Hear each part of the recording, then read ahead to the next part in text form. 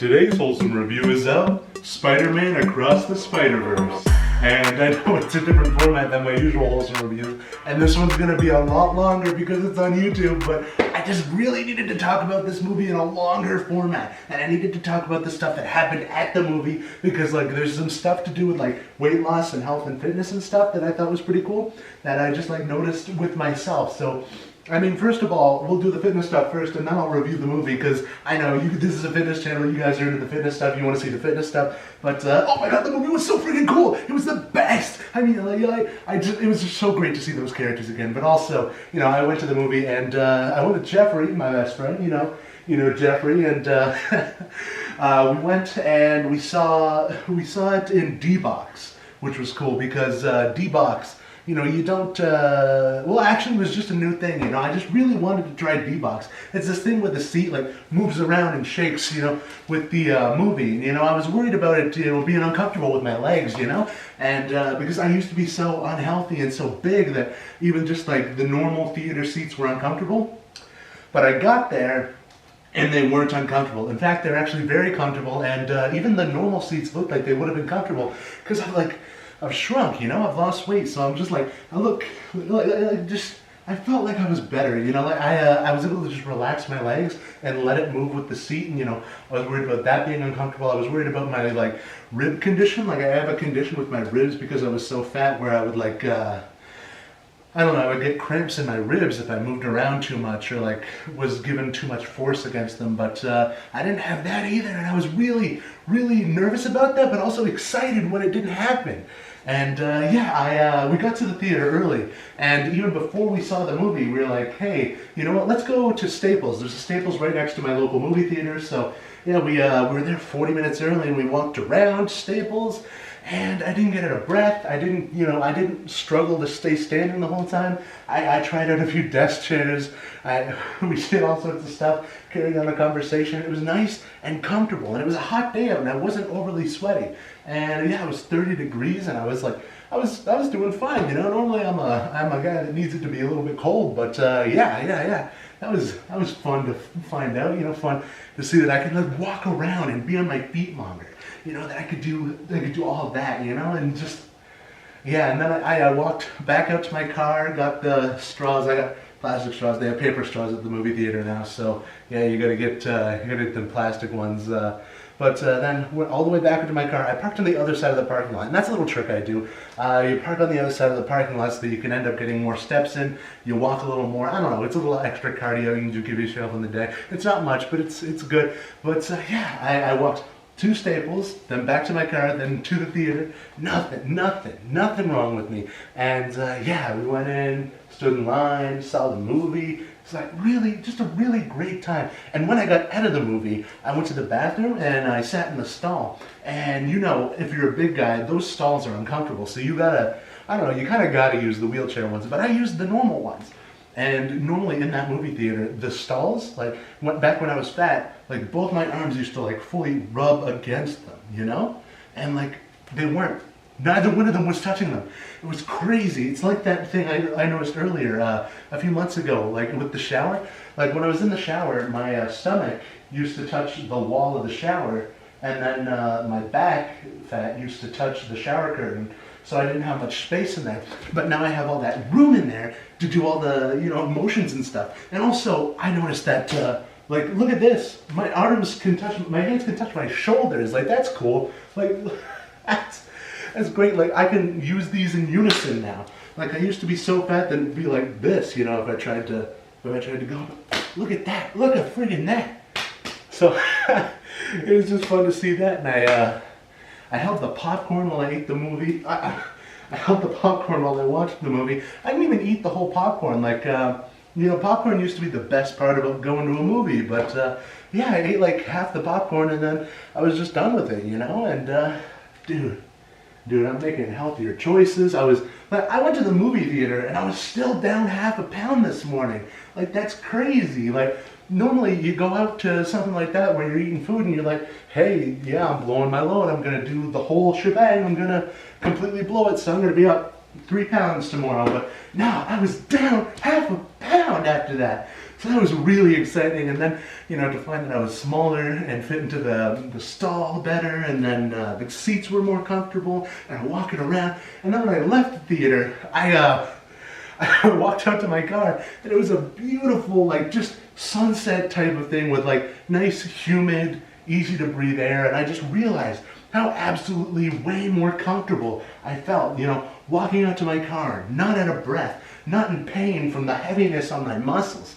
I just felt so much better, after all this work. And it was just a really great feeling, noticing all these little things. But the movie was cool too. And I want to talk to you about the freaking movie. I need some drink. Where's my water?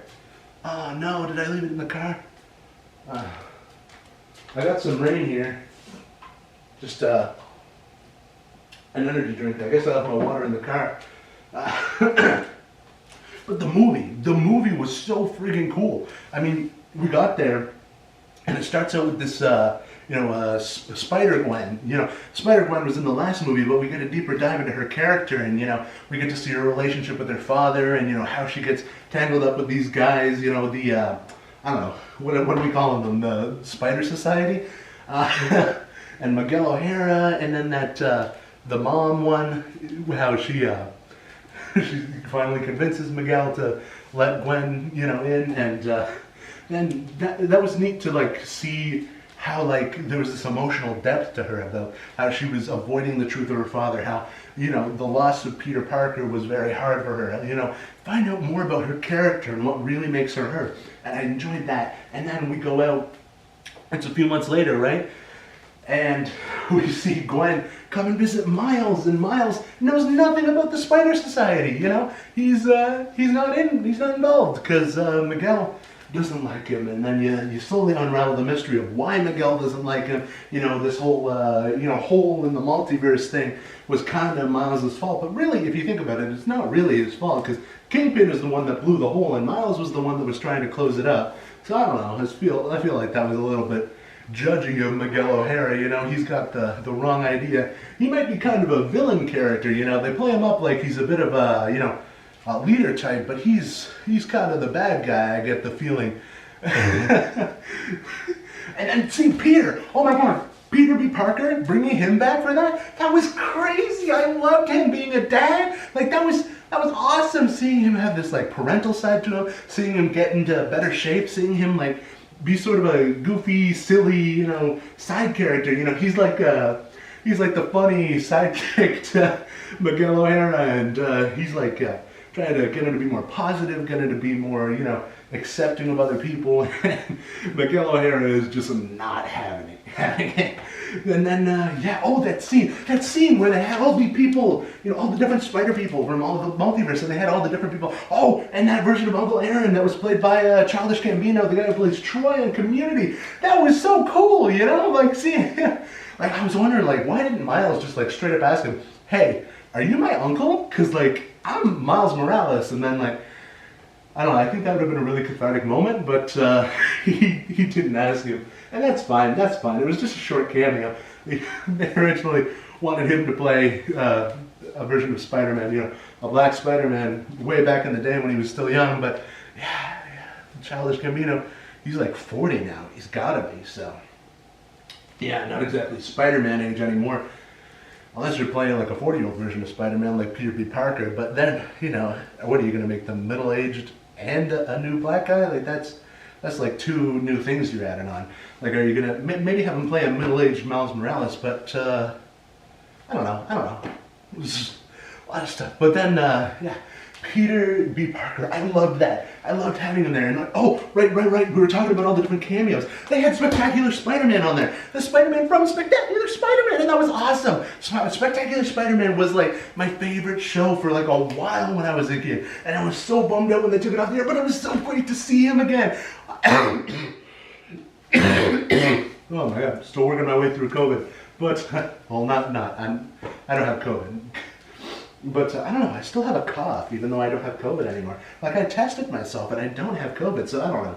I got pneumonia or something, because I'm still coughing, but, oh my God. I just had so much fun with it. You know, this was a great movie.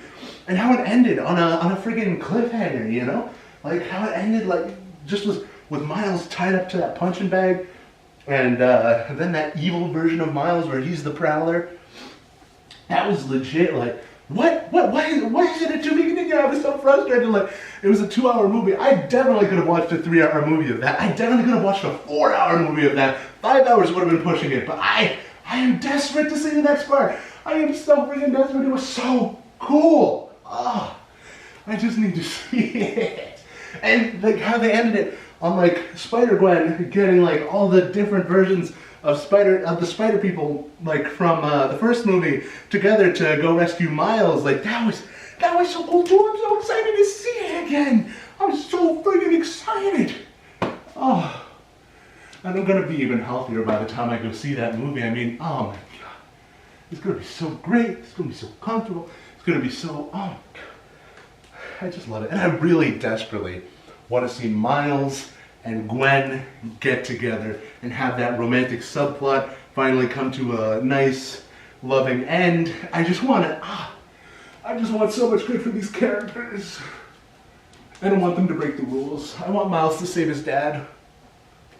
I know he's gonna. He's the hero. He's the main character. Miguel, I'm calling it, he's the villain. And Miles, he's gonna save his dad. I know it for sure.